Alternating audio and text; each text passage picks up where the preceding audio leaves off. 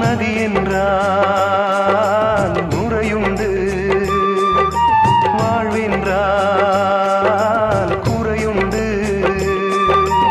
ஐப்பசி வந்தால் அடைமழை காலம், சிலராயுள் முழுதும் ஐப்பசி